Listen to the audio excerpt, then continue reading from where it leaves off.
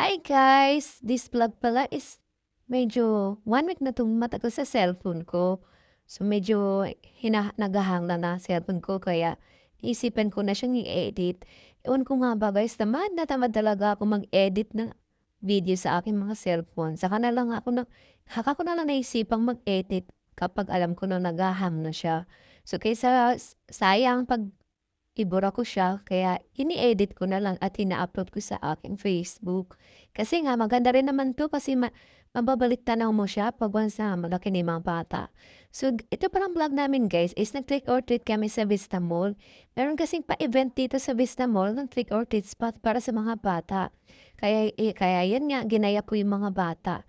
So, ito na nga guys, tinawag kami sa madam may cellphone kasi nga naka-costume sila, automatic talaga nagbibigay yung mga tenant dito ng mga candy sa mga bata. So, medyo na-shock na yung anak na kapitbahay namin bakit nga sila binibigyan. Ito si Sam ay second time niya na na-experience ang pagganitong event. Medyo na-shock din siya pero katagalan nakakasabay na siya guys kasi nga nagsasabi din siya ng trick or treats. Mabulol nga lang. So ito naman si Ate Angel ay tuwang-tuwa eh. Ayun nga, ang kanyang costume ay si Anya Forger. May wig nga dapat yan guys kaso hindi niya sinuot. So ito naman, meron dumating na classmate ko anak niya. So ayan na nga. Ito ay si Sansa. So, ang kanyang costume is si Wednesday kasi favorite nga daw niya. So, nandito kami sa labas ng Kizuna. Trinay nga namin pumasok. So, ito na nga guys, nandito na naman kami sa cellphone na tinawag na naman kami kasi nakita nga na ng mga anak namin naka-costume. So, talaga mati guys, pag nakikita nila mga naka-costume mga bata at may dala-dalang mga balde na squash. So, ayan na nga guys, namimigay talaga sila. So, nakakatuwa nga guys kasi hindi talaga kami naka-register dito. So, inunahan pa talaga namin napa-register dito guys. Doon pa sila sa baba. Meron pa silang program. So kami, nandito kami sa taas at try kami mag-ikot-ikot kasi naman nanonood kami sa kanila at nasa labas lang kami dahil bawal na kami pumasok kasi hindi kami naka-register na 1,000 pesos. So ito na nga lang yung naisip namin guys. Nag-ikot-ikot na lang kami sa taas at hindi nga naman akalain namin na talagang tinatawag kami at inaabutan. So nahiya rin naman kami mahingi guys. Talagang natawag talaga silang na automatic talaga tinatawag nila yung mga bata. So, andito kami sa labas ng tiny zone. Nakita nga namin na maganda ang kanilang display. Kaya, pipicturean ko sana yung mga anak ko dyan. Kaso nga lang, ang lilikot ng mga bata, guys. So, kita nyo naman, di ba? Hindi namin sila makuha na maayos sa picture. Kaya, isipan ko, video na lang. So, ayan na nga, guys. Hindi na nga mapakali yung mga ibang bata dito kasi nga marami silang nakikita. So ito na naman guys, nag-ikot na naman kami. So sa aming pag-iikot guys, meron din pala kaming daldalang candy ni Baby Sam dahil namimigay nga kami ng candy. So yun na nga yung namin sa pangalawang gagawin namin dito is mamigay kami ng candy. So ayan na nga guys, meron kaming nakitang bata, binigyan namin ng candy. Pero walang pangalaman ang kanilang mga lagayan. So ayan, ang cute ng mga bata guys. Ang cute ng mga bata maliliit na naka-costume. So mas cute sila kaysa sa mga malalaki. Tapos nandito na naman kami sa labas ng time zone. So nakita nga to ni Samantha itong hulugan ng ng 5 pisong bago. Tapos may malalaglag na jackstone. So wala nga siyang maliliit na kasama. Naalala ko kasi, itong jackstone na to is usong-uso din to sa kapanahonan ko. Kaso merong bato iyon, ito naman wala. At as in bola lang talaga silang lalaroin.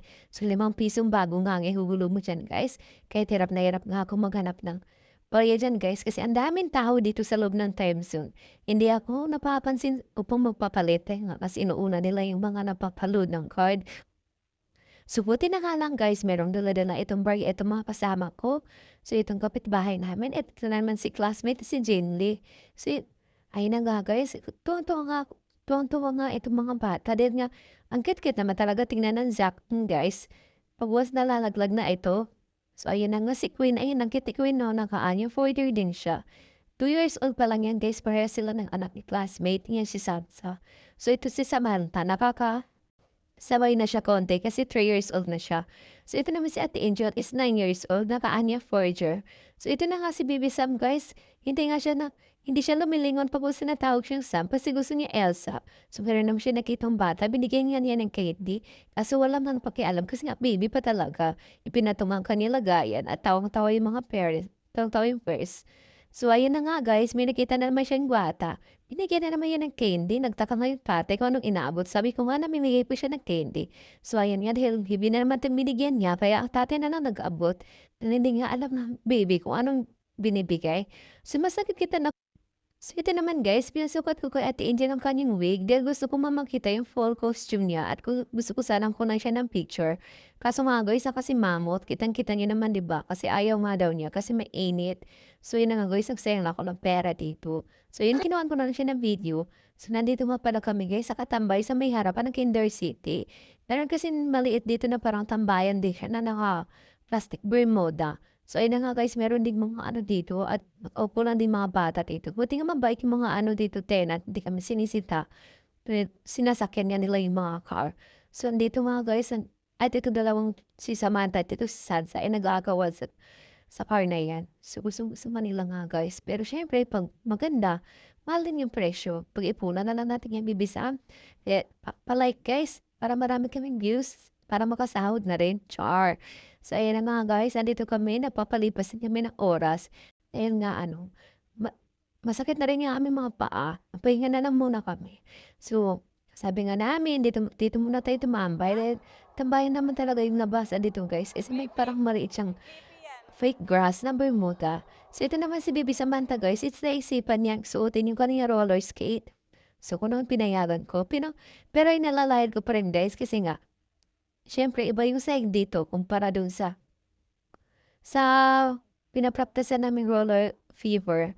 So ayun na nga guys, ayun niya pa nga magpahawak diyan guys, is ko napakatapang nitong bata na 'to.